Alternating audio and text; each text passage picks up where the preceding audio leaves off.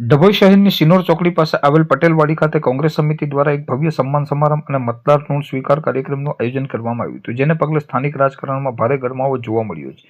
તાજેતરમાં યોજાયેલી નગરપાલિકા, તાલુકા પંચાયત અને જિલ્લા પંચાયતની ચૂંટણીઓમાં વિજેતા બનેલ તેમજ પરાજિત થયેલ તમામ ઉમેદવારોના સત્કાર માટે અને મતદારોના આભાર માનવા માટે આ વિશેષ કાર્યક્રમ યોજાયો હતો. આ પ્રસંગે કોંગ્રેસના વરિષ્ઠ નેતાઓએ ઉપસ્થિત રહીને તમામ કાર્યકરોમાં નવો ઉત્સાહ ફૂંક્યો હતો અને આગામી સમયમાં સંગઠનને પાયાને સ્તરેથી વધુ મજબૂત અને વેગવંતુ બનાવવાનો મક્કમ સંકલ્પ વ્યક્ત કર્યો હતો. આ કાર્યક્રમની સૌથી મોટી વિશેષતા એ રહી કે વિપક્ષના સંગઠનથી પ્રભાવિત થઈને ભાજપ અને આમ આદમી પાર્ટીના અનેક સક્રિય કાર્યકરો અને આગેવાનો પોતાના પક્ષનો છેડો ફાડીને વિધિવત રીતે કોંગ્રેસમાં જોડાયા હતા, જેને કારણે ડભોઈના રાજકીય સમીકરણોમાં મોટા ઉલટફેર જોવા મળ્યો છે.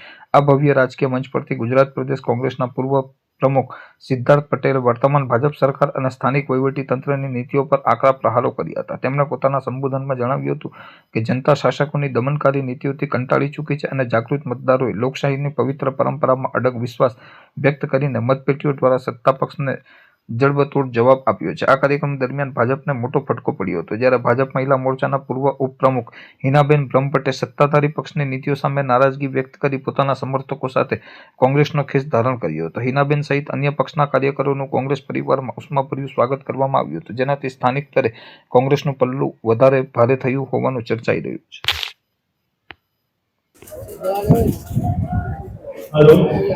ડભોઈ ખાતે આજે તાલુકા પંચાયત, જિલ્લા પંચાયત અને નગરપાલિકામાં લડેલા તમામ ઉમેદવારો ખૂબ કપરી પરિસ્થિતિ હોવા છતાં પણ પૂરી તાકાતથી લડ્યા.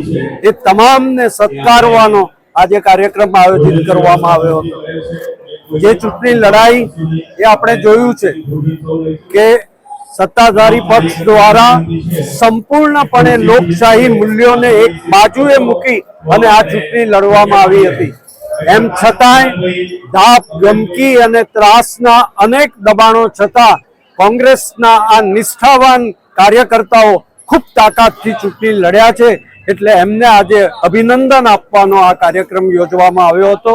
ખૂબ વિશાળ સંખ્યામાં ડભોઈ નગરપાલિકા અને તાલુકામાંથી કાર્યકર્તાઓ, આગેવાનો ઉપસ્થિત રહ્યા હતા અને આ બધાને શુભેચ્છા આપી હતી અને આવનારા દિવસોમાં સંગઠનના માળખાને વધારે મજબૂત બનાવવા માટેનો નિર્ણય કરવામાં આવ્યો હતો.